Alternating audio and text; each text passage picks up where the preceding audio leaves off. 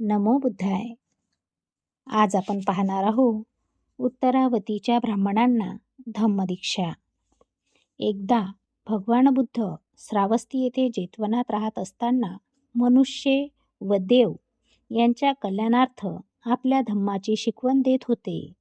त्यावेळी पूर्वेच्या बाजूला उत्तरावती नावाच्या प्रदेशात 500 ब्राह्मण राहत होते. अंगाला चिखल वगैरे फासून ऋषी होण्याच्या आकांक्षेने गंगेच्या काठावर राहणाऱ्या एक निर्ग्रंथ संन्याशाच्या निवासस्थानी सर्वांनी मिळून जावे असे त्यांनी ठरविले होते. जाता जाता वाळवंटात त्यांना तहान लागली. एक झाड दृष्टीस पडताच जवळपास मनुष्यवस्ती असावी या आशेने ते घाईघाईने तिकडे गेले. परंतु जेव्हा ते तेथे पोहोचले तेव्हा त्यांना मनुष्यवस्तीचे एकही चिन्ह आढळले नाही. अशा परिस्थितीत ते मोठमोठ्याने आक्रोश करू लागले. अकस्मात त्या झाडातून त्यांना तेथे झाडावर राहणाऱ्या संबंधाचा आवाज ऐकू आला. त्यांच्या आक्रोशाचे कारण त्याने विचारले आणि ते कारण ऐकल्यावर त्याने त्यांना यथेच्छ खाण्यापिण्यास दिले.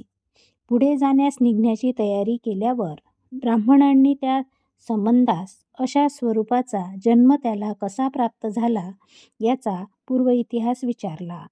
त्यावर त्या वृक्षसंबंधाने सांगितले की ज्यावेळी अनाथ पिंडक सुदत्ताने भगवान बुद्धाला जेतवन उद्यान अर्पण केले त्यावेळी तेथे जमलेल्या भिक्खूंच्या सभेत तो गेला असताना तो त्या धम्मावरील प्रवचन रात्रभर ऐकत बसला आणि परत जाताना त्याचा पाण्याचा पेला भरून त्याने तो त्या भिक्षूंना दान दिला.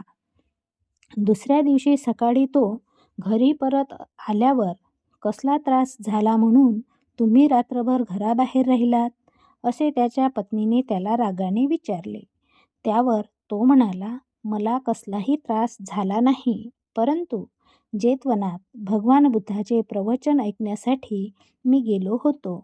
तेव्हा त्याच्या पत्नीने भगवान बुद्धाला शिव्याशाप देण्यास सुरुवात केली व ती म्हणाली, हा गौतम म्हणजे लोकांची फसवणूक करणारा एक वेडा धर्मोपदेशक आहे इत्यादी.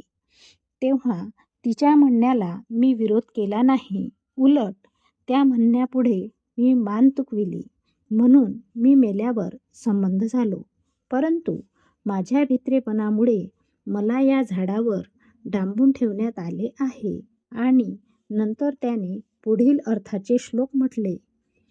यज्ञ इत्यादी क्रियाकर्म म्हणजे दुःखाचा उगम होय आणि रात्रदिवस सहन करावे लागणारे ते एक चित्तेचे ओझे होय.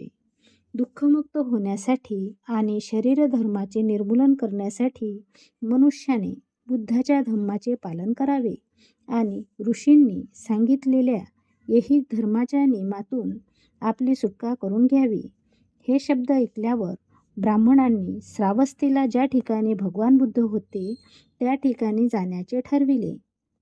आपल्या भेटीचा उद्देश त्यांनी सांगितल्यावर जगद्वंद भगवान बुद्ध त्यांना म्हणाले, मनुष्य जरी केसांच्या जटा वाढवून नग्न राहू लागला किंवा शरीरावर त्याने थोडीशी पाने किंवा वल्कले धारण केली, जरी त्याने अंगाला चिखल फासला किंवा तो दगडावर झोपू लागला, तरी दुर्विचारातून मुक्त होण्याच्या दृष्टीने त्याचा काय उपयोग? जो कलह करीत बसत नाही किंवा हत्या करीत नाही किंवा अग्नीच्या साह्याने नाश करीत नाही, ज्याला विजयाची इच्छा नसते, जो सगळ्या जगाविषयी सदिच्छा बाळगतो, त्याच्या बाबतीत द्वेष किंवा तिरस्काराची भावना निर्माण होण्यास कारण मिळत नाही. पुण्य लाभावे म्हणून भूताखेतांना जो बळी देतो किंवा परलोकी सुखाच्या फळाची अपेक्षा करतो, त्याला मिळणारे सुख हे सत्पुरुषाचा आदर करणाऱ्या माणसाच्या सुखाच्या 1/4ही बरोबर नसते. जो सदाचाराविषयी तत्पर असतो आणि इतरांचा योग्य तो मान राखतो व वयोवृद्धाविषयी नेहमी आदर बाळगतो, त्याला सौंदर्य, सामर्थ्य, आयुष्य आणि शांती या 4 सुखांची प्राप्ती होते. पतीकडून हे ऐकल्यावर त्याची ती पत्नी शांत झाली. अशा प्रकारे आज आपण उत्तरावतीच्या ब्राह्मणांना धम्मदीक्षा बघितलेली आहे. पुढच्या भागात आपल्याला भाग 6वा कनिष्ठ आणि सामान्य जनाची धम्मदीक्षा बघायची आहे. त्यामध्ये उपाली न्हाव्यास धम्मदीक्षा बघायची आहे. तोपर्यंत नमो बुद्धाय, जय भीम.